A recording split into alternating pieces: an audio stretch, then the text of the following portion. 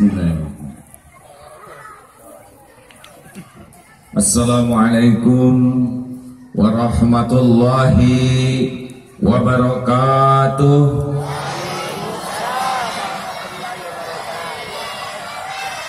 Alhamdulillah, alhamdulillahi rabbil alamin. Alhamdulillahilladzi anzala as-sakinah fi qulubil mu'minin liyazdadu imanan ma'a imanihim. Allahumma salli wa sallim wa barik ala sayyidina Muhammad wa ala alihi wa ashabihi ajma'in. Ya Allah, Ya Sami Ya Bashir, Allahumma aftah lana hikmataka wansur alaina rahmataka ya Allah ya dzal jalali wal ikram. Allahumma nawwir qulubana binuri hidayatik kama nawwatal arda binuri syamsik abadan abada birahmatika ya arhamar rahimin. Ya Allah, jadikan malam ini malam Engkau buka hati yang masih tertutup, Engkau cahayai hati yang gulita, Engkau lapangkan hati yang sempit, Engkau sembuhkan hati yang berpenyakit. Berkahi majlis ini ya Allah. Amin ya Allah ya Rabbal Alamin. Alhamdulillah. Sudah siap? Kalau mau mendengar ilmu harus diawali doa. Sebab pemilik ilmu adalah Allah. Tidak minta tolong ke Allah, siapa lagi yang bisa menuntun kita? Benar? Yang bisa membuka hati supaya paham juga Allah. Kalau kita belajar tidak minta tolong ke Allah, bagaimana kalau tidak diberi hidayah, tidak manfaat ilmu yang ada?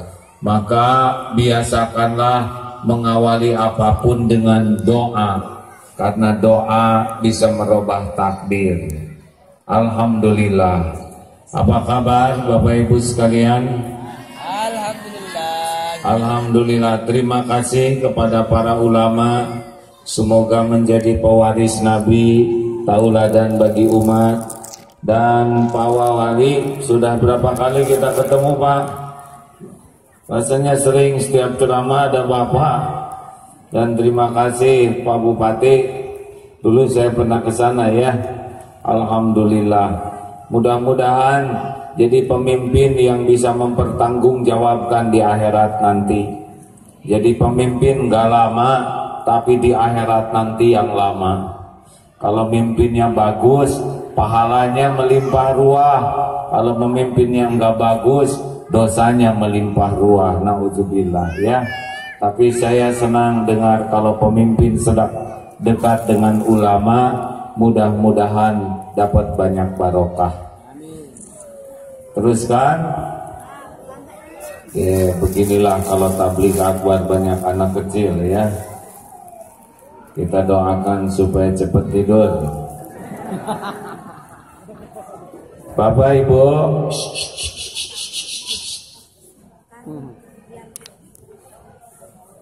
Hijriah ini mulai dihitung pada tahun 17 Hijriah di zaman Khalifah Umar bin Khattab. Pada waktu itu penanggalan Islam belum ada. Dulu penanggalan tahunnya macam-macam. Ada yang tahun gajah, penyerbuan Abraha. Ada yang ketika banjir di Mekah. Sampai suatu saat Umar bin Khattab bertemu dengan para sahabatnya, karena surat menyurat tidak jelas tanggal tahunnya. Terutama ketika ada surat dari gubernur Abu Musa, bagaimana ini? Ini Syawal, tapi Syawal tahun berapa? Ada yang mengusulkan, sudah kita mulai penanggalan Islam dari kelahiran Nabi. Tapi ada yang mengatakan kalau lahirnya Nabi dimulai sama dengan orang Nasrani, ya Masehi, itu juga penanggalannya dari kelahiran Nabi Isa. Kalau gitu bagaimana kalau diawali dengan wafatnya Nabi? Dibantah yang lain, kalau setiap tahun diawali dari wafatnya Nabi, kita bakal sedih terus-terusan. Bagaimana kalau kita ikut saja Romawi? Tidak bisa. Akhirnya diputuskan awal tahun Islam, tahun Hijriah adalah ketika hijrahnya Nabi Muhammad. Karena pada waktu itulah pertama kali dibangun masjid yang bebas dari ancaman dan rasa takut, yaitu Masjid Kuba. Sebelumnya di Mekah selalu penuh ancaman, dan inilah awal penanggalan Islam tahun Hijriah. Jadi pentingnya tahun Hijriah, penanggalan Islam ini, semua ibadah dalam Islam ditentukan dalam penanggalan ini. Ramadan, haji, kemudian saum, lalu zakat menggunakan penanggalan Islam, termasuk masa idah bagi wanita yang pisah dengan suami atau suaminya wafat, semuanya menggunakan penanggalan Islam. Makanya ibadah itu berkaitan dengan penanggalan Islam, harus disosialisasikan. Saya sependapat dengan Pak Bupati, walaupun kita tidak harus hura-hura, tetapi dengan cara seperti inilah yang akan membuat kita tambah ilmu, tambah pemahaman. Tadi disitir sebuah ungkapan, man kana, maaf ya diselingi mengingatkan anak-anak, diam. Man kana, barang siapa, yaumuhu khair, lebih baik dari hari kemarin, fahuwa, bagaimana? Barang siapa yang hari ini lebih baik dari hari kemarin, dialah orang yang beruntung. Wa man kana yaumu, barang siapa yang harinya mislan amsi, sama dengan hari kemarin, dia adalah orang yang rugi. Dan barang siapa yang hari ini lebih jelek dari hari kemarin, dialah orang yang celaka. Alikum. Makanya kalau kita ingin tahu orang yang beruntung itu bukan yang nambah hartanya, bukan yang nambah kedudukannya, bukan yang nambah gelarnya. Orang yang beruntung adalah yang tiap hari bisa memperbaiki diri jadi lebih baik. Dan kalau tidak berubah, maka rugi. Uang nambah, kedudukan nambah, ilmu nambah, tapi dia tidak robah, maka dia rugi. Yang paling apes, uang nambah, kedudukan nambah, gelar nambah, ilmu nambah, dan dia makin jelek. Dia adalah orang yang halikun, celaka. Jadi yang namanya rugi itu bukan ketipu orang. Yang namanya rugi itu kalau kita tidak bisa memperbaiki diri. Yang namanya celaka bukan ketabrak beca, bukan jatuh dari pagar. Yang namanya celaka adalah kalau kita makin hari makin jelek. Baik,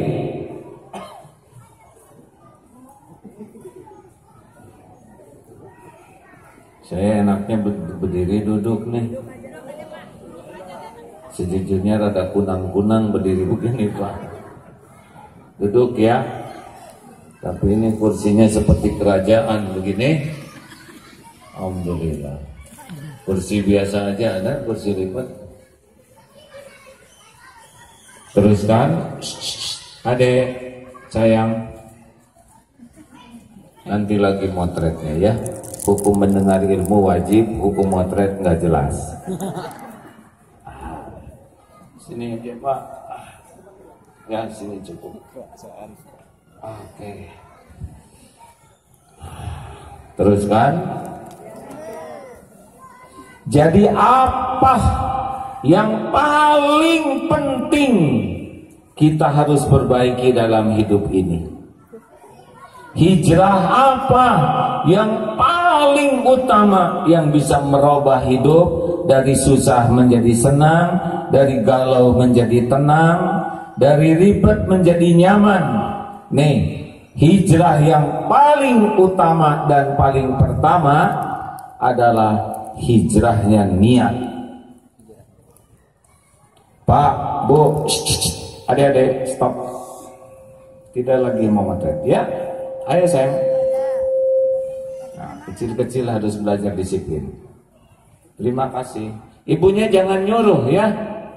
Itu disuruh ibunya tuh. Stop. Nah, waktunya belajar. Sampai di mana tadi?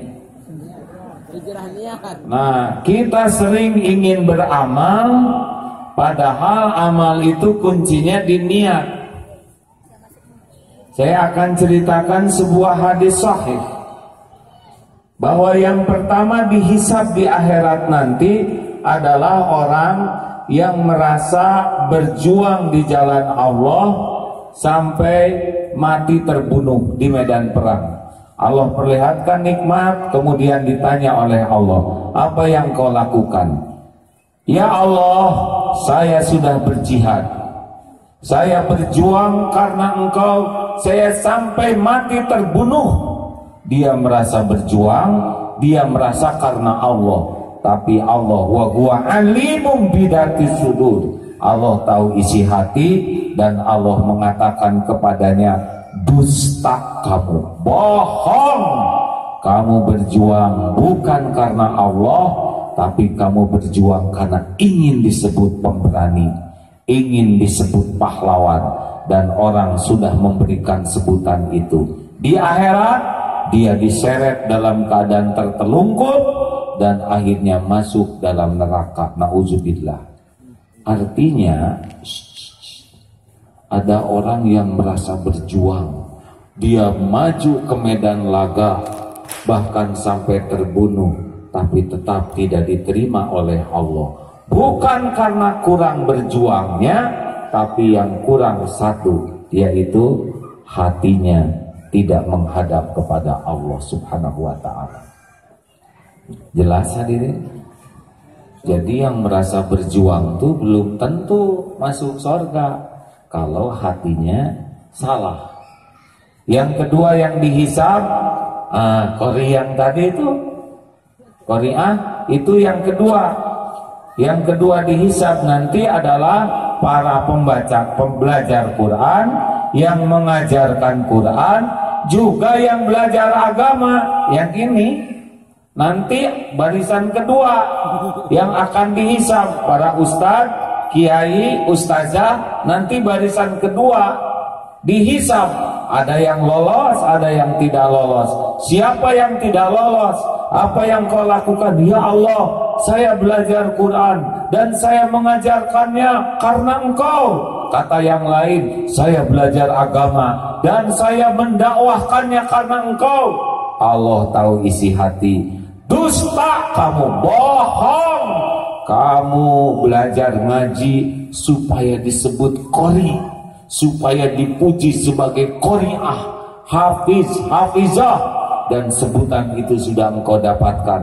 Di akhirat tidak dapat ganjaran, tersungkur. Jadi nanti ada para pembaca Quran yang jadi ahli neraka.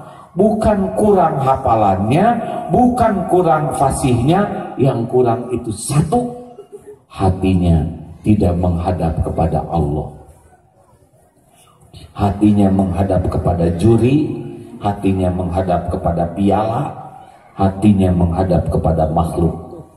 Juga nanti ada mubalik, nauzubillah, yang ceramah, dusta kamu, kamu belajar agama karena ingin disebut ulama, ingin disebut ustad, ingin disebut dai kondang, dan sudah engkau dapatkan itu. di akhirat tidak dapat pahala sama sekali. Jadi di akhirat nanti ada ulama, ustadz yang dianggap orang ustadz, ulama, mubalik yang tidak dapat apa-apa. Karena apa? Bukan kurang ilmu agamanya, bukan kurang dakwahnya, yang kurangnya cuma satu. Apa? Hatinya tidak menghadap ke Allah, hatinya menghadap penilaian, pujian. Halo? Teruskan jangan nih. Ini ilmu penting. Karena kalau kita tidak tahu, kita merasa sibuk beramal, tapi belum tentu dalam pandangan Allah kita ini beramal. Bahkan mungkin sedang menjual agama, pura-pura ceramah, padahal pikirannya imbalan dari makhluk, pengen dipuji, pengen dikagumi. Coba saya nanya, bolehkah bercita-cita jadi ulama? Boleh. Tergantung. Tanya dulu, ada yang mau jadi apa? Saya ingin jadi ulama. Coba ceritakan ulama seperti apa? Saya ingin jadi ulama. Karena kalau jadi ulama tuh enak, dipuji-puji, dihormati, tangannya dicium, kalau ceramah didengerin orang banyak, pulangnya dikasih berkat, bahkan ada yang ngasih amplop, asik. Kemudian nanti masuk TV, terkenal, masuk ke media. Kalau gitu dia nggak boleh jadi ulama, karena dia cita-citanya bukan pengen jadi ulama betulan, tapi orang yang mencari dunia dengan sebutan ulama. Jelas hadirin? Allah tahu setiap niat. Siapakah yang ketiga yang dihisab? Orang yang dermawan. Apa yang kau lakukan? Ya Allah, tidak ada satupun ladang amal sedekah kecuali saya sudah sodako. Tapi Allah mengatakan, bohong kamu, dusta, kamu sedekah karena ingin disebut dermawan, dan orang-orang sudah menyebut namamu dermawan. Di akhirat tidak ada pahalanya, bukan kurang sedekahnya, bukan kurang amalnya, yang kurang hanya satu. Apa? Allah? Hatinya tidak menghadap ke Allah. Jadi ini saya ceramah ini nih bisa nggak diterima nih jauh-jauh dari Bandung ke sini ya, kalau tidak ngejaga niat. Pak Bupati, Pak Wali Kota, kalau nggak lurus niatnya, kebagian capeknya ngurus kabupatennya Pak, pusing. Pak Jokowi, oh itu stres nanti. Kalau pesta rakyat kan belum dimulai, pesta itu nanti kalau BBM sudah naik ya, mulai pening rakyat, benar? Ibu, bapak, ibu hamil berat, melahirkan sakit, ngurus anak ruwet. Oh, kalau nggak pakai niat, cuman kebagian menderitanya aja, karena nggak jadi amal soleh. Mari kita belajar niat ikhlas. Setuju? Saya tidak bisa ceramah yang banyak, kecuali ayo kita jadikan setiap kegiatan kita jadi amal soleh. Kuncinya cuma dua, niatnya ikhlas dan caranya ittiba kepada Rasul. Kalau cara saya kira banyak yang ngajarin, kali ini kita belajar bagaimana belajar ikhlas. Karena orang yang paling nyaman dalam hidup ini adalah orang yang paling ikhlas. Orang yang paling semangat beramal adalah orang yang paling ikhlas. Orang yang istiqomah dalam berbuat adalah orang yang paling, jawab, orang yang paling sabar menghadapi hidup ini adalah orang yang paling ikhlas. Dan orang yang paling dicintai Allah, innallaha yuhibbul muhsinin, orang yang paling ikhlas, ihsan di dalam kebaikan. Mau kita bahas bagaimana belajar ikhlas? Saya belum termasuk yang diceramahkan ini, tapi saya harap dengan ceramah ini kita sama-sama belajar ikhlas. Ya, kalau dalil saya kira sudah paham. Satu, belajar ikhlas. Jadi seperti naik sepeda. Orang itu jago naik sepeda, tidak cukup hanya tahu sepeda. Ini loh sepeda, caranya begini. Langsung bisa tidak? Tidak, harus latihan.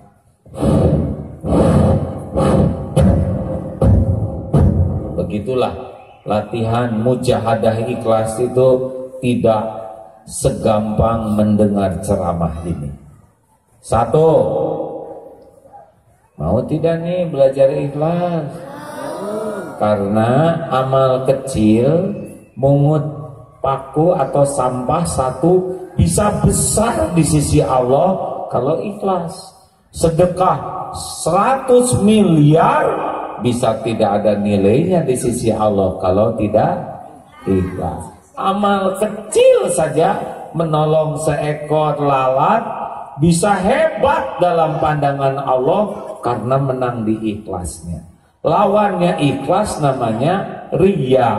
Riya itu syirkul asghar. Riya itu adalah syirik kecil. Dan setiap syirik, inna syirka la zulmun azim. Semua yang namanya syirik adalah kezoliman yang sangat besar. Jangan remehkan riya, karena sehalus apapun tetap pemusnah amal kita. Satu, sudah habis belum waktunya? Latihan pertama, latihan ikhlas adalah jangan ingin diketahui orang lain. Ada yang boleh orang lain tahu, tapi yang tidak perlu orang lain tahu tidak usah jadi tahu. Jelas, Bu? Ibu, jangan suka segala disebutin supaya orang tahu. Ada yang ini kucing lucu ya. Iya, Bu, ini bulunya panjang, seperti singa. Saya sudah pernah ke Singapura, nggak nyambung hadirin ya. Ngomong dari kucing ujungnya pamer. Ibu, anaknya kelas berapa, ranking berapa? Oh, anak saya ranking 4. Terus aja Bu ditingkatkan, anak saya ranking 1. Begitulah. Ada orang yang selalu ingin nyebut-nyebut supaya orang lain tahu. Ini urusan dunia udah tidak baik, apalagi urusan ibadah. Bu, Ibu, Pak, kalau yang pulang dari Mekah, tidak usah orang semuanya harus tahu. Tiap lihat gambar Ka'bah langsung ditunjuk. Nih, waktu itu saya sholat di sini nih. Padahal tidak ada yang nanya. Dan tidak bawa oleh-oleh lagi. Stop cerita amal kita. Setuju?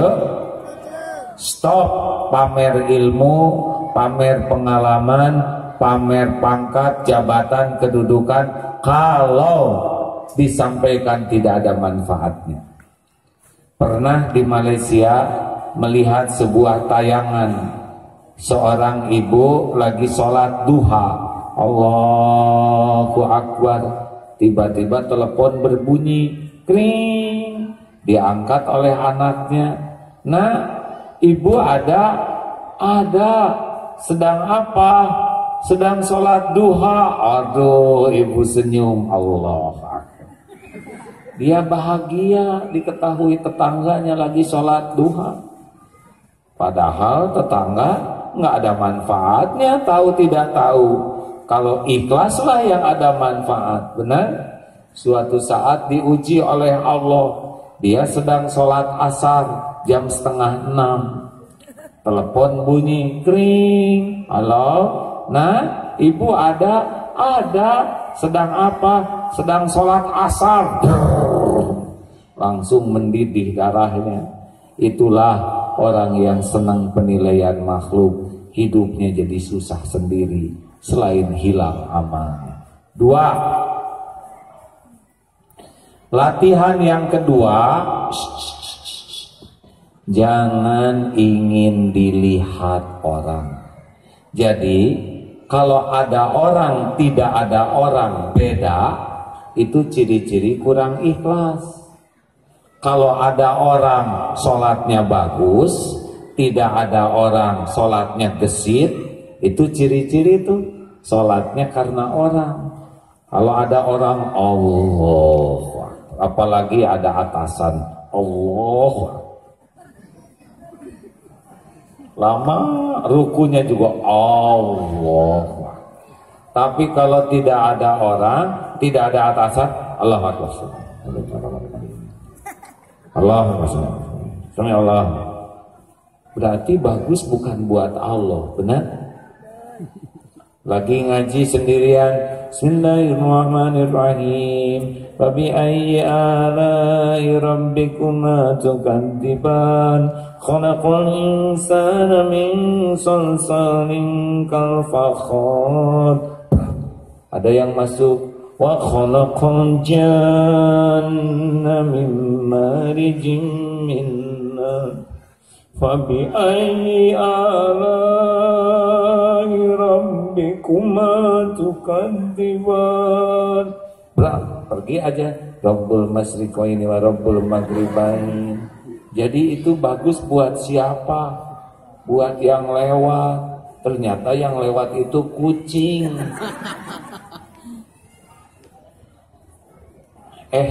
Bu, Pak, apa salah rakaat ketiga? Apa salah rakaat keempat dalam Isya? Kenapa suka beda? Kecepatannya, keindahannya benar? Imam rakaat 1, Allahu Akbar. Bismillahirrahmanirrahim.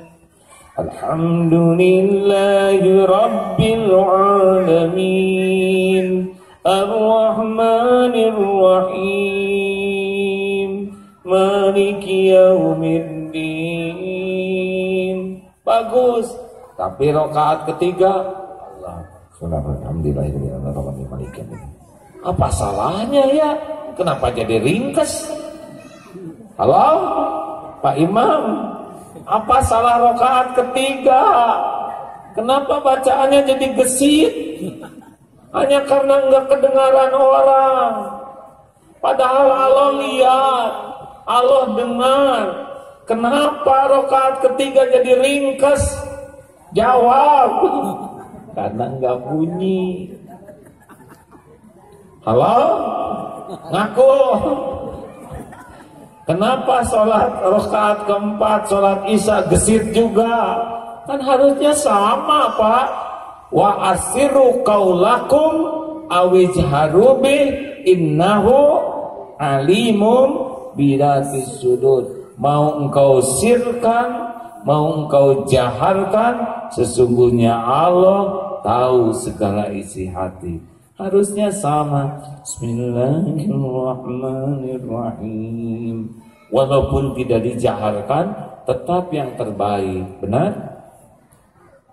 Kayak nggak setuju gini, setuju tidak nih?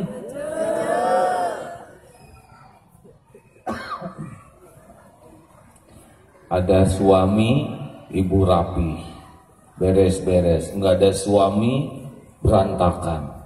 Berarti ibu beres-beres hanya demi dinilai suami.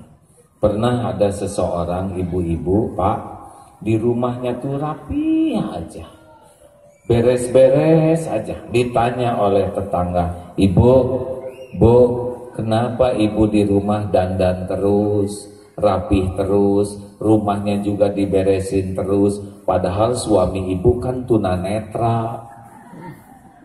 Apa jawabannya? Memang suami saya tidak pernah melihat wajah saya, tidak pernah lihat kerapihan saya, tapi Allah, Tuhan saya, selalu melihat saya. Yang punya pahala bukan suami saya, yang punya pahala Allah. Yang punya sorga bukan suami saya, yang punya sorga siapa? Makanya saya dandan agar Allah suka, saya beres-beres di rumah agar Allah suka, karena inilah amal soleh saya. Tuh orang yang tauhidnya bagus. Bu, jelas? Ada suami, nggak ada suami, Allah ada tidak? Jawab. Ada suami, tidak ada suami, Allah ada tidak? Suami lihat, suami enggak lihat, Allah lihat tidak? Hah? Dah, makanya jangan suka beda-beda. Ada orang rajin, nggak ada orang nggak rajin. Ciri-ciri orang kurang ikhlas. Rajin mah rajin aja, walaupun nggak ada orang.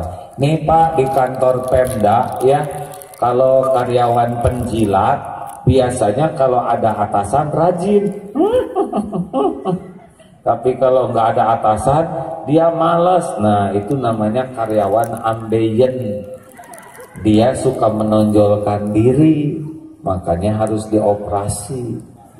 Orang yang kerjanya karena Allah mah, ada atasan nggak ada atasan mah rajin terus ya. Kenapa kamu rajin banget?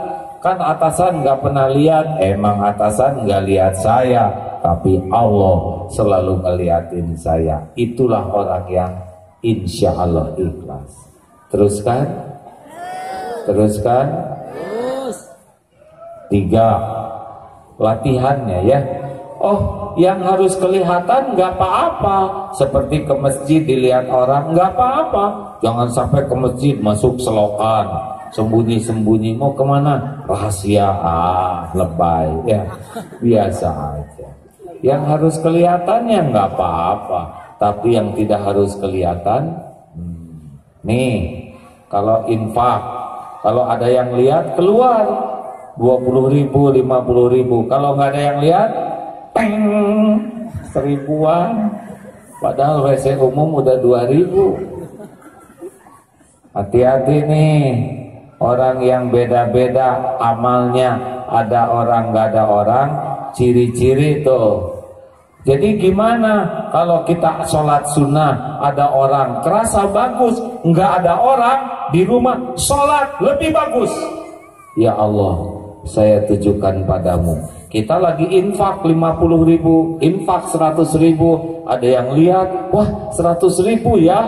Mulai hati ria, nggak ada orang, keluarkan 200.000. Ya Allah, nggak ada yang lihat, 2 kali lipat. Coba makin banyak amalan rahasia yang hanya kita dan Allah yang tahu, makin dekat dengan orang ikhlas. Tapi kalau beramal hanya untuk dilihat orang, kalau nggak ada orang, hati-hati nih ya.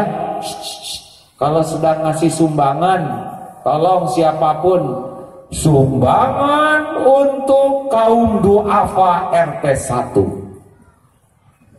Kepada kaum duafa diminta tampil ke depan. Aduh, suka nggak tega Bu.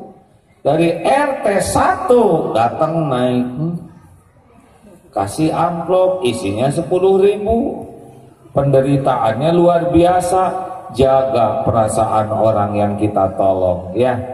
Kalau bisa mah sembunyi-sembunyi saja supaya terhalang dari ria. 3. Jangan ingin dipuji. Apa? Nggak ada yang jawab nih. Latihan ikhlas bagaimana?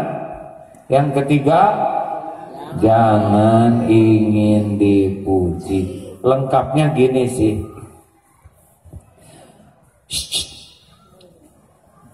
Bu, Pak, saya dalam hidup ini udah nyobain ditakdirkan dipuji rame-rame, udah gitu oleh Allah juga ditakdirkan dicaci rame-rame, udah. Masih ingat kan zaman heboh itu? Wah, gempar se-Indonesia, ibu-ibu ngambek. Kalau bapak-bapak sih nggak begitu ya, cuman dia takut ketahuan aja. Saya mau jujur, boleh? Ini Allah sedang mendengarkan ucapan ini. Demi Allah, dipuji rame-rame, dikagumi rame-rame, dihormati rame-rame. Kalau tidak siap iman ini jauh lebih bahaya dibanding dicaci maki. Orang yang terbiasa dipuji, orang yang terbiasa dihormati, orang yang termakan oleh pujian, dia jadi merasa mulia, merasa terhormat, merasa spesial, padahal di sisi Allah belum tentu. Saya sejujurnya waktu itu termasuk yang termakan oleh pujian, penghormatan. Akibatnya seneng tampil di TV, anak kurang keurus, pesantren kurang terjaga, orang tua jarang disilaturahmi. Alhamdulillah Allah mendatangkan badai. TV yang biasanya muji balik nyaci. Ibu-ibu yang antri di potret dirobek potretnya, sekarang diselotip lagi. Wah, badai. Tapi itulah Pak yang justru membuat kaki ini napak di bumi. Sekarang saya ngerti betul bahayanya dipuji, dikagumi, dihormati. Kalau nggak hati-hati, orang yang termakan oleh pujian cenderung munafik, hanya ngebagus-bagus topeng padahal isinya belum tentu bagus. Makanya ibu bapak tolong kalau punya pangkat jabatan jangan sampai termakan oleh pujian orang. Karena orang memuji kita bukan karena kita bagus, orang memuji kita karena mereka tidak tahu kejelekan kita. Betul? Shh. Pak, Bapak, kenapa istri masih menghargai Bapak? Karena istri tidak tahu kelakuan Bapak yang sebenarnya. Ibu, jangan suka pengen dipuji suami ya. Makin pengen dipuji, ibu makin sengsara. Kalau udah dandan, jangan nanya, Mas, gimana penampilan saya? Aduh, suami pusing ya Pak ya. Jujur loh Mas, oh lebih pusing lagi. Mau nyebut cantik, dah enggak ya. Nyebut jelek, enggak tega. Jadinya nyebut apa Pak? Ya udah, kamu ini kayak kesemek gitu. Mau dandan mah dandan aja Bu. Mau masak, masak ya. Perkara tidak dipuji oleh suami nggak apa-apa. Yang penting jadi amal soleh. Benar? Benar? Udah. Orang yang pengen dipuji itu orang yang capek, banyak cicilan, dan makin ingin dipuji makin menderita. Coba ibu, biasanya bapak pengen beli barang yang mahal, makin mahal, makin bagus, makin nyiksa. Coba punya gelang mahal, suka gerak terus tangan ini ya, karena ingin dipuji. Ustaz, boleh saya bertanya? Tidak. Tas, ini cerita ibu-ibu. Ibu kalau tas ibu mahal nyiksa loh Bu. Tahu ciri-ciri tas mahal dengan tas murah? Ciri-cirinya nanti waktu gerimis. Kalau tas mahal, tas murah, ada gerimis, celup, langsung ke sini tasnya. Kalau tas mahal, begitu. Tuh kan benar. Udahlah, mau bahagia? Mau bahagia? Saya kasih rumus ya. Jangan pengen dipuji, jangan takut dicaci. Jangan ingin dipuji, jangan takut dicaci. Enteng. Dan gak ada apa-apanya. Dipuji juga enggak ngepek. Aduh, ibu awet muda, jadi awet muda? Enggak. Aduh, bapak makin lama makin ganteng, jadi ganteng? Enggak. Tetap gue nuain dia. Bu, Pak, coba lihat sekarang orang kalau dipotret ya, apalagi nanti kalau musim pilkada atau apalah kan rata-rata dipotret. Kalau buat di rumah tuh ya, mau sebelum dipotret didempul dulu. Udah didempul, dipotret yang bagus, diarsir pakai komputer, Pak. Jadi mulus. Ini cakep. Pasang yang besar di rumah. Saya nggak nyangka saya cakep. Memang gak ada yang nyangka dari dulu juga. Udah gitu datang tetangga, Ibu, itu potret siapa? Saya. Hah? Kok beda banget ya dengan aslinya? Berapa banyak potret di status, di BBM, di Twitter, sengaja dipilih yang kelihatan keren, padahal aslinya enggak. Mau ngapain kayak gini ya?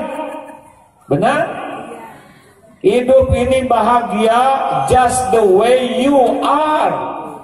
Coba itu apa artinya? Dilarang merokok. Berani tampil apa adanya, enteng hidup ini hadirin. Ingin kelihatan pinter, ingin kelihatan keren, ingin kelihatan soleh, ingin kelihatan solehah, ingin kelihatan intelek, itu capek. Yang bagus mah sudah, lakukan aja yang terbaik apa adanya. Mak, malu enggak punya rumah sederhana? Kenapa malu, Pak? Semua rumah juga titipan Allah. Yang bagus titipan Allah. Rumah kita titipan Allah. Kamu enggak malu rumah kita paling sederhana? Oh Pak, enak rumah sederhana. Gak susah sombongnya. Apa yang mau disombongin? Ya, enak rumah sederhana. Gampang ngurusnya, ngepel juga. Toker.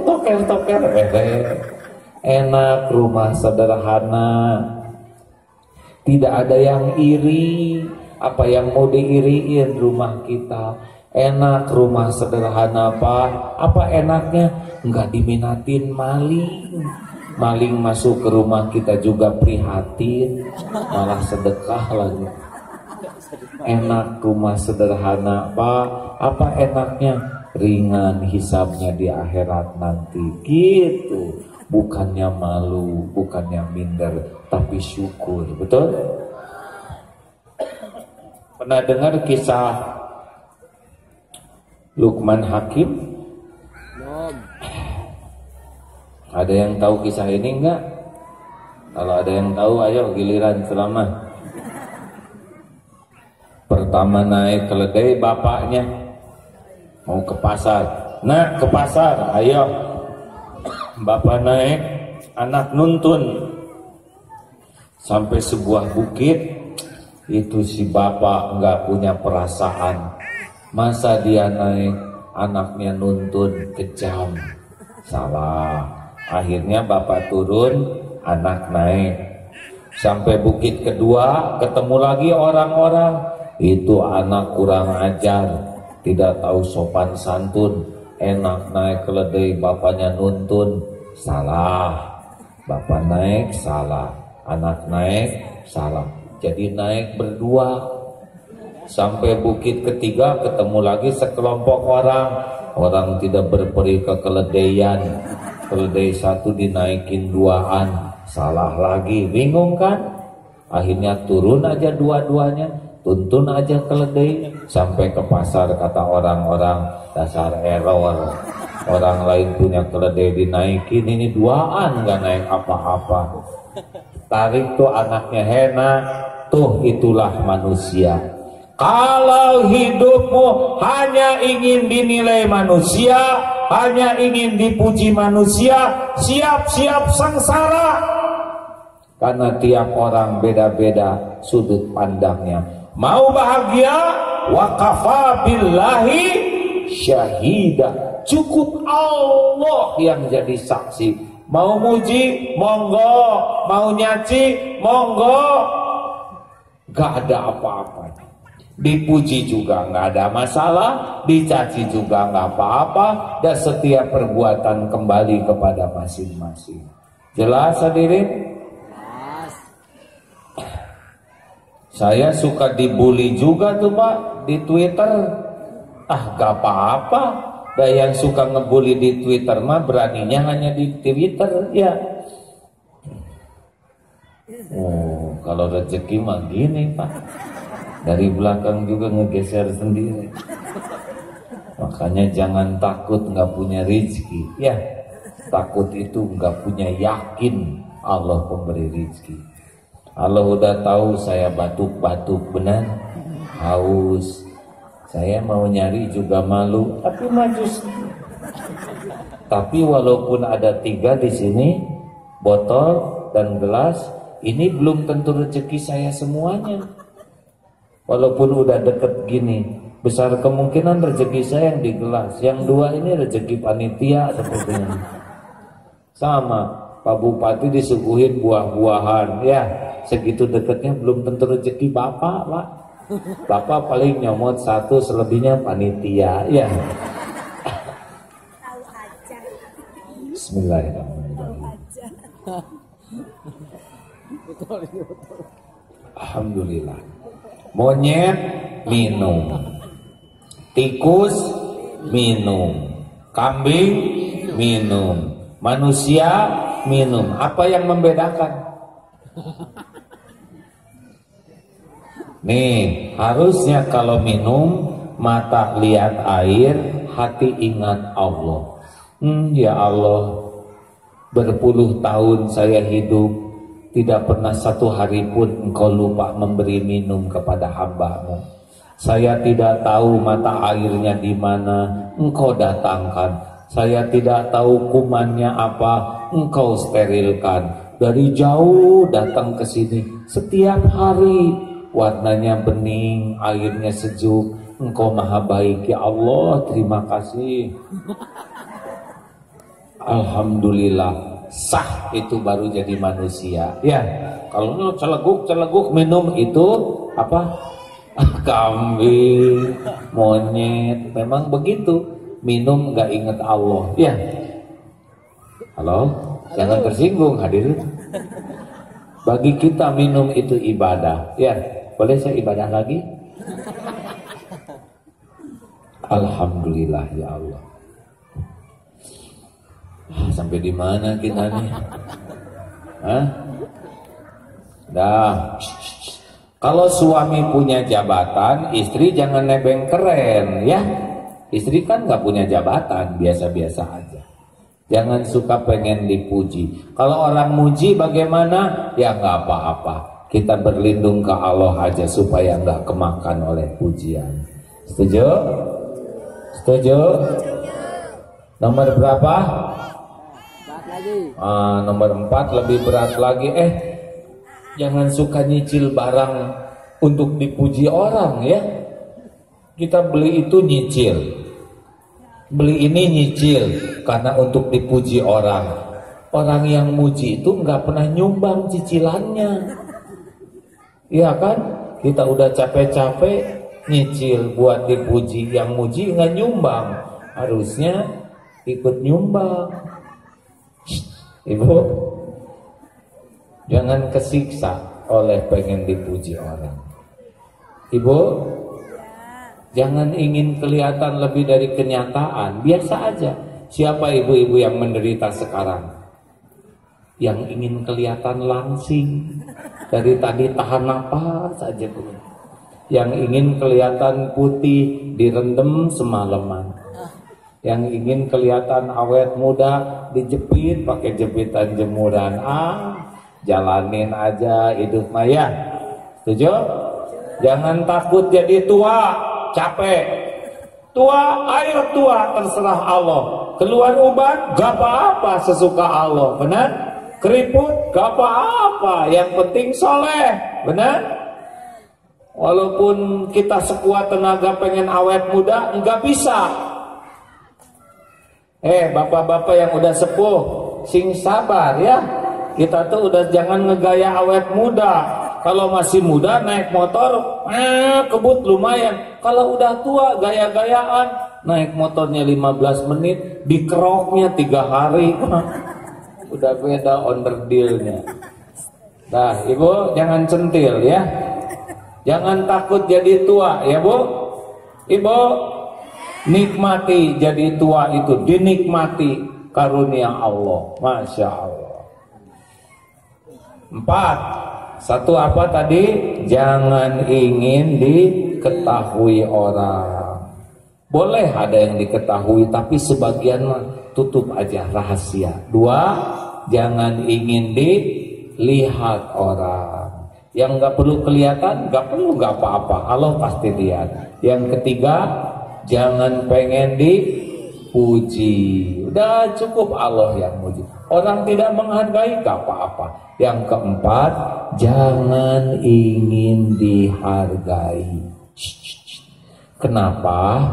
Kemarin ada yang tanya, kenapa orang senang sama jabatan? Karena kalau jadi pejabat atau jadi orang penting itu salah satunya adalah diperlakukan spesial. Betul? Dulu Pak Jokowi waktu belum biasa, tapi udah jadi presiden dikawal kiwil.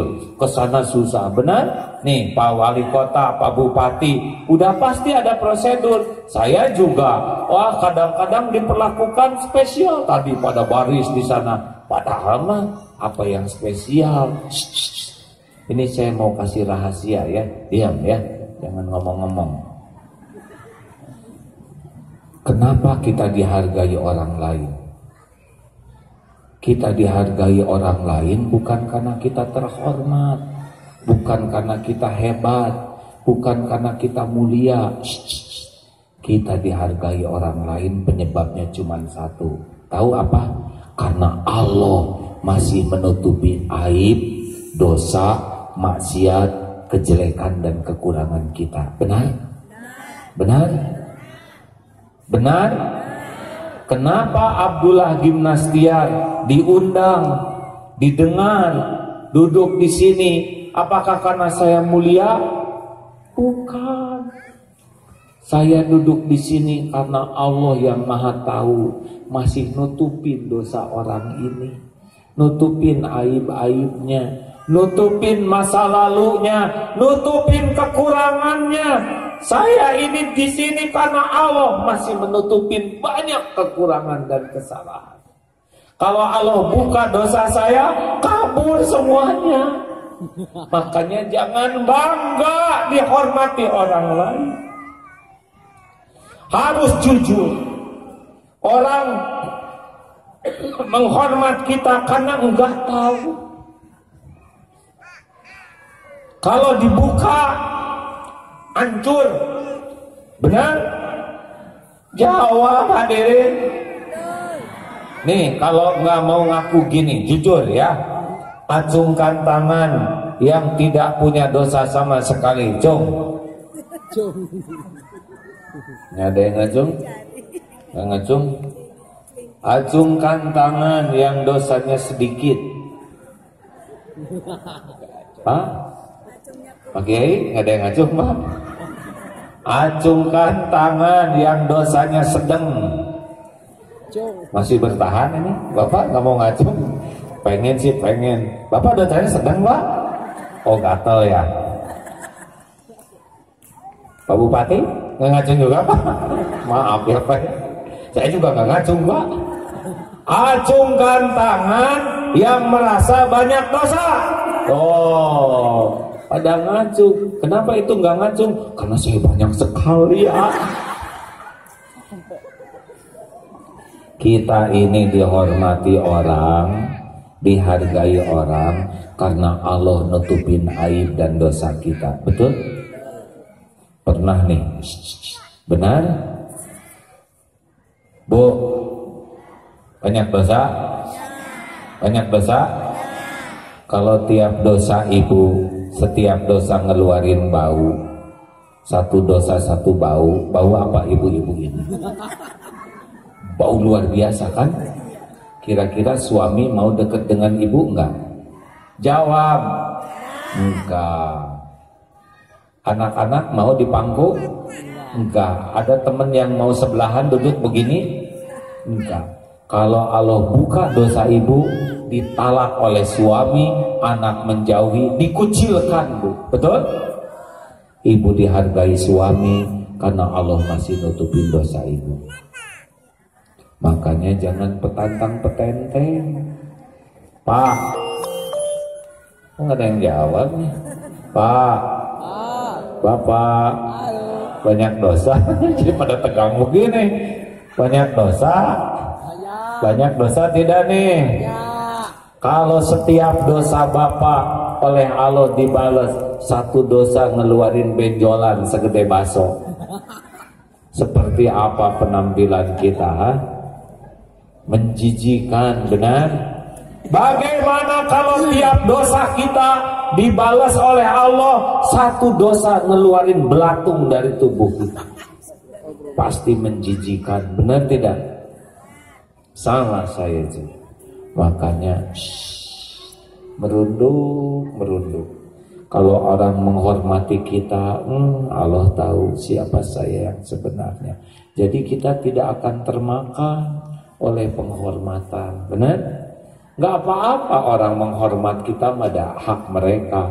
Yang jangan itu hidup kita hanya pengen dihormati orang lain.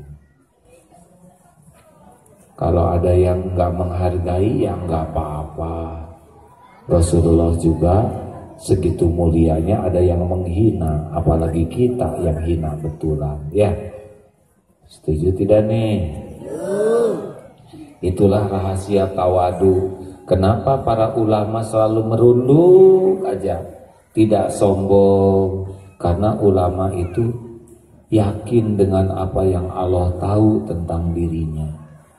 Saya ini orang bodoh, ilmu sedikit, yang disampaikan belum tentu diamalkan, sholat belum khusyuk, hati saya masih kotor, Allah tahu.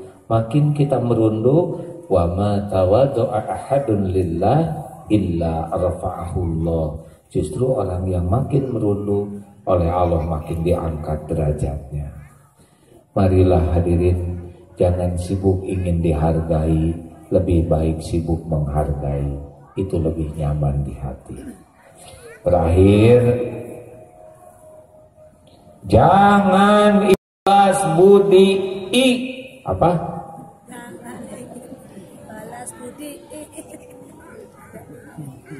Jangan sibuk ingin dibalas budi. Jangan nunggu orang lain berterima kasih. Jangan nunggu orang lain memuji. Jangan nunggu orang lain menghargai. Jangan nunggu orang balas budi. Kenapa? Karena seluruh makhluk la haula wala quwata illa billah. Tidak ada daya. Makin ingin dihargai, makin ingin dipuji, makin ingin diperlakukan spesial, makin ingin dihormati, makin sering sakit hati. Makanya ibu, bu, mau bahagia? Mau bahagia? Jangan ngarep-ngarep dicintai suami. Dan jangan terlalu cinta sama suami. Ya, apalagi suami model ini, ya Bu, ya. Termasuk saya ya, model ini. Karena suami ibu jangan ngarep-ngarep dibahagiakan oleh suami. Karena suami ibu boro-boro ngebahagiakan ibu, beliau sendiri kurang bahagia. Lucu sih ibu. Mau bahagia dalam hidup ini, ingat teori nyender.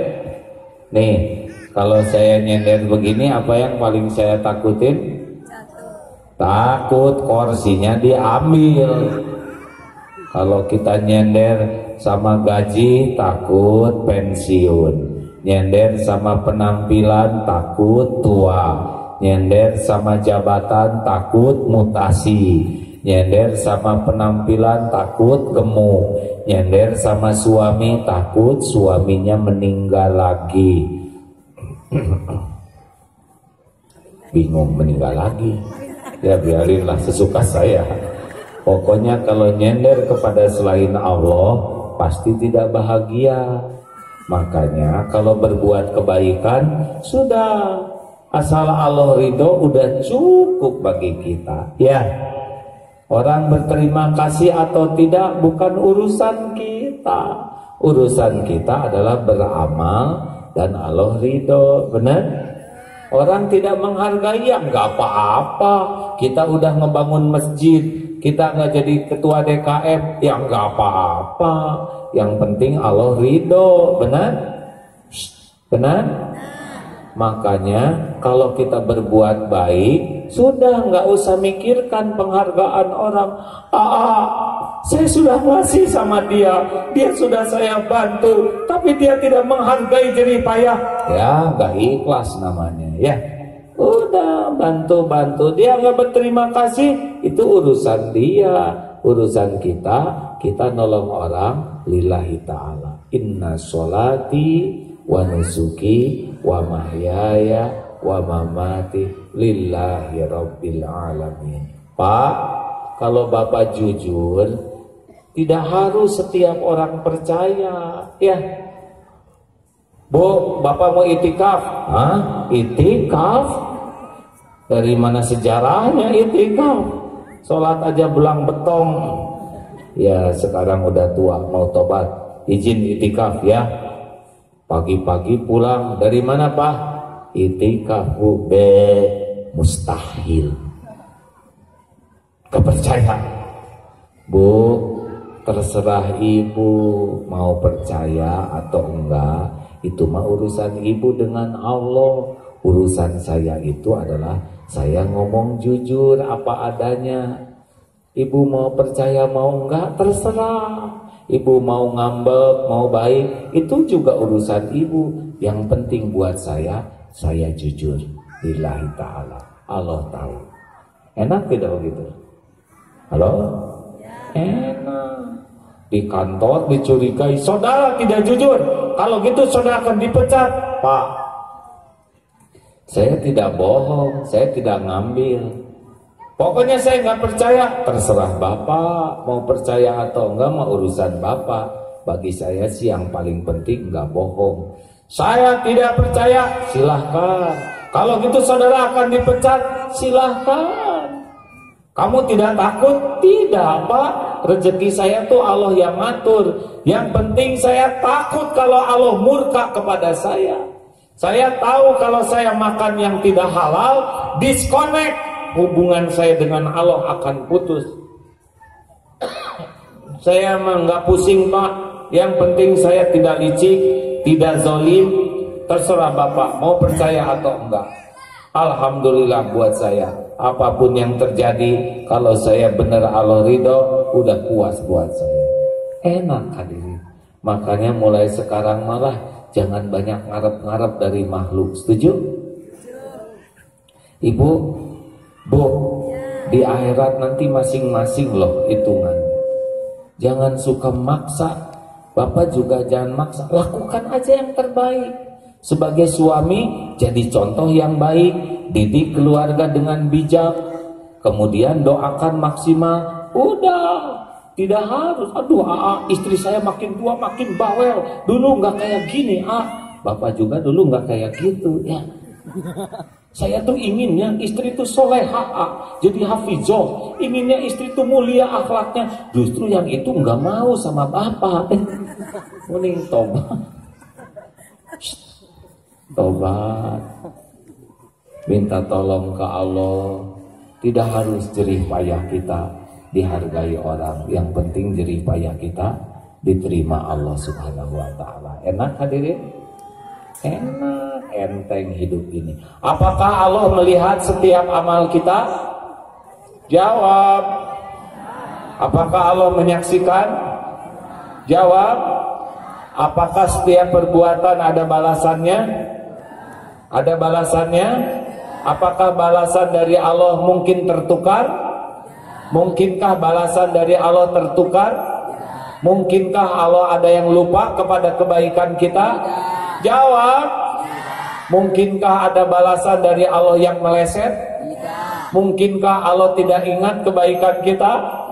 Tidak mungkin, pasti. Faman ya'mal mithqala dzarratin khairan yarah wa man ya'mal mithqala dzarratin syarran yarah. Maka belajarlah, lakukan, lupakan, lakukan, lupakan, lakukan, lupakan. Allah pasti lihat, Allah pasti balas, tidak akan termeleset, tidak akan tertukar, dan hati kita bahagia, amal kita diterima.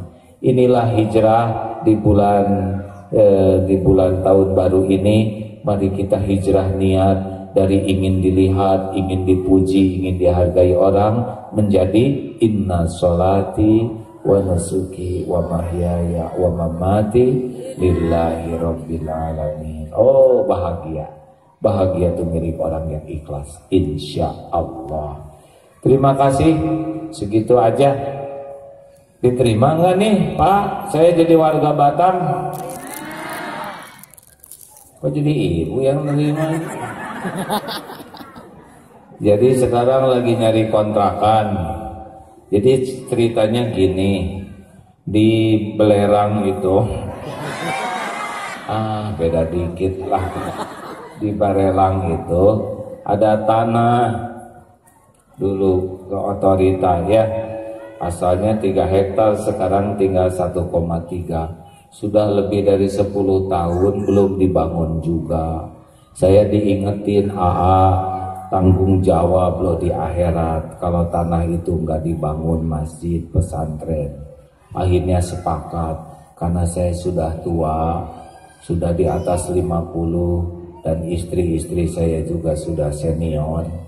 Akhirnya sepakat, ini tinggal babak akhir nih dari hidup kita. Kita udah nggak muda lagi, kita lagi nunggu mati. Ayo, mending sisa umur ini pakai membangun masjid sebanyak mungkin, membangun pesantren, dan kita tunggu saat mati. Mudah-mudahan banyak masjid yang sempat dibangun. Akhirnya sepakatlah. Jadi satu keluarga akan diboyong ke Batam ini. Kan ada 2 keluarga ya. Emang begitu amanahnya. Jadi nanti seminggu di Batam membangun pesantren, seminggu di Bandung, di sana pesantren juga ada. Nanti jadi boleh nih kalau pas di Batam kita adakan pengajian rutin ya. Tapi kajiannya yang seperti ini aja, yang sederhana tentang tauhid. Karena kalau orang sudah yakin ke Allah, enteng hidup ini. Kita berat dalam hidup karena kita bergantung kepada selain Allah. Itu yang menyebabkannya. Dunia ini mah biasa aja lah, nggak ada apa-apanya. Cuman mampir. Begitulah ya. Kalau nggak kenal Allah, berat hidup ini. Serba takut. Tolong doakan ya, supaya cepat dapat kontrakan. Mau ikutan nanti wakaf buat pesantren, buat masjid, mau tidak? Sebetulnya ada orang yang bayar aja oleh dia 10 miliar beres. Tapi saya nggak mau, kita nggak kebagian pahalanya ya. Nanti silakan Pak, kalau boleh pulang bawa ini ya. Ini adalah untuk wakaf. Tinggal sisa kembalian aja yang dimasukin ke sini. Misalkan belanja cabai 10.000, bayar 50.000. Nah, kembaliannya masukin ke sini. Katanya pengen ke surga. Nanti kita kumpulkan, kita bangun di sana sama-sama. Saya sih bakal mati, tapi mudah-mudahan sebelum meninggal ada masjid yang bagus di sana ya. Si pengennya mah seperti masjid di Turki, Pak, bagus nggak sih? Yang masjid biru ya. Jadi nanti gimana ini kalau udah isi, terserah. Mau dikasihin ke masjid sebelah boleh. Kan masjid itu juga rumah Allah, betul? Mau dikedaru tauhidkan boleh, mau separoh-separoh boleh. Karena yang paling penting bagi kami, Bapak Ibu jadi senang beramal. Itu. Tidak harus kembali ke Darut Tauhid semua ya. Kalau kita niatkan bangun masjid ya.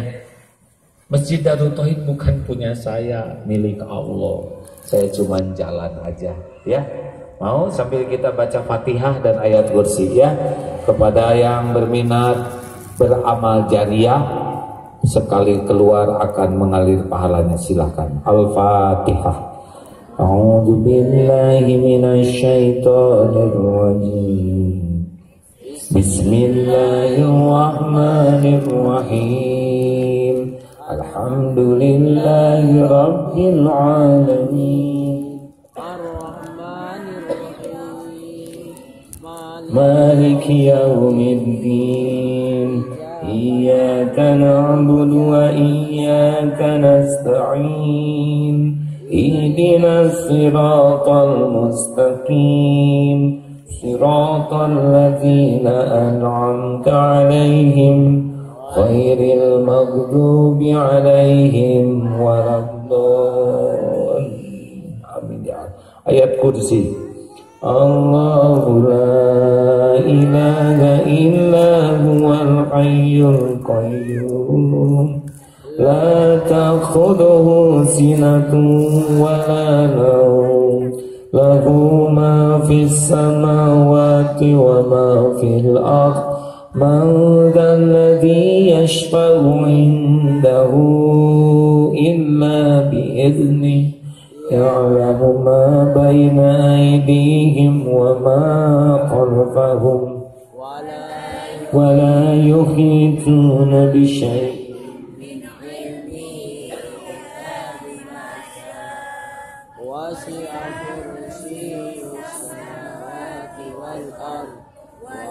ولا يؤوده حفظهما وهو العلي العظيم.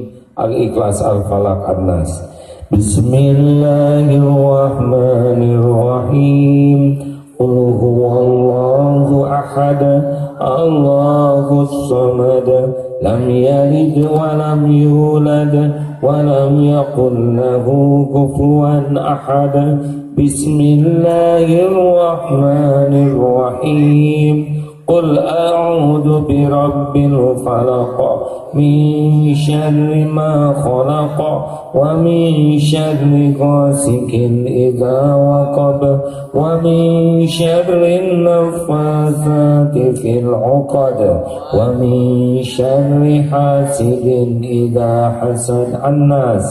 Bismillahirrahmanirrahim. Qul a'udzu birabbin nas, malikin nas, ilahin nas, min syarril waswasil khannas, alladzi yuwaswisu fi sudurin nas, minal jinnati wan nas. Allahumma sholli wa sallim wa barik ala Muhammadin wa ala alihi wa ashabihi ajma'in. Alhamdulillahi rabbil alamin. Ya Allah ya arhamar rahimin, irhamna ya Allah. Allahumma inna nas'aluka taubatan nasuha wa taubatan qoblal maut wa rahmatan 'indal maut wa maghfiratan ba'dal maut. Allahumma hawwin 'alaina fi sakaratil maut. Allahumma inna nas'aluka husnal khatimah wa na'udzubika min su'il khatimah. Ya Allah, berkahi majlis ini ya Allah. Wahai yang maha menatap, berkahi jamaah ini ya Karim. Jadikan saat ini saat Engkau ampuni semua dosa kami ya Allah. Ampuni sekelam apapun masa lalu kami, sekotor apapun lahir batin kami. Hapuskan ya Allah senista apapun aib-aib yang kami sembunyikan selama ini. Ampuni dosa yang terang-terangan, ampuni dosa yang sembunyi-sembunyi ya Allah. Ampuni dosa yang berulang-ulang kami lakukan ya Allah. Ya Allah, berikan kekuatan kami menghindari maksiat. Berikan kesanggupan kami menjauhi dosa. Jangan biarkan duniawi ini menipu dan memperbudak kami. Jangan biarkan nafsu menggelincirkan kami. Jangan biarkan syahwat membuat kami bergelimang maksiat. Jangan biarkan amarah membuat kami jadi makhluk zalim ya Allah. Allahumma ighfir lana wali walidina warhamhum kama rabbawna shighara. Ampuni, sayangi ibu bapak kami ya Allah. Muliakan sisa umurnya, bahagiakan, solehkan, jadikan akhir hayat orang tua kami husnul khotimah ya Allah. Lapangkan kuburnya ya Karim, ringankan hisabnya, jadikan ibu bapak kami ahli surgamu ya Allah. Ampuni kezaliman kami kepada orang tua, berikan kesempatan kami membahagiakan dan memuliakannya. Rabbana, ampuni dan sayangi guru-guru kami ya Allah, para ulama, hamba-hamba yang membina kami, yang menjadi jalan hidayah taufikmu. Muliakan keluarga dan keturunannya. Rabbana hablana min azwajina wa dhurriyyatina qurrata a'yun waj'alna lil muttaqina imama. Ya Allah, karuniakan kepada kami rumah tangga sakinah, pendamping hidup yang soleh solehah. Karuniakan kepada kami keturunan yang lebih baik daripada kami. Muliakan akhlak anak-anak kami ya Allah. Sehatkan lahir batinnya, jadikan ahli ibadah, jadikan hafizah ya Allah. Jauhkan keturunan kami dari apapun yang Engkau haramkan. Jauhkan keturunan kami dari kejahatan makhluk-makhluk-Mu ya Allah. Kumpulkan keluarga kami di dunia mulia, kumpulkan keluarga kami di surga mulia. Ya Allah, ampuni para pemimpin kami, bimbing ya Allah agar selalu takut padamu, agar bisa berbuat adil dan amanah. Jauhkan dari apapun yang menjadi fitnah wal musibah. Ya Allah, berkahi jamaah ini, berikan kesembuhan yang sedang sakit ya Syafi, berikan kecukupan yang kekurangan ya Ghani, lepaskan dari lilitan hutang ya Razak, bukakan jalan keluar yang berkah ya Fatah, undang ke Baitullah ya Karim, jadikan haji hajah mabrur mabrurah. Allahumma ighfir lil mu'minina wal mu'minat wal muslimina wal muslimat al ahya'i minhum wal amwat. Rabbana atina fid dunya hasanah wa fil akhirati hasanah wa qina azabannar. Amin ya Allah ya rabbal alamin. Alhamdulillah hadirin, Allah pasti mendengarkan apapun yang terucap. Tempat duduk ini akan jadi saksi di akhirat. Mudah-mudahan kita semua menjadi ahli surga. Amin ya rabbal alamin. Terima kasih seluruhnya. Assalamualaikum warahmatullahi wabarakatuh.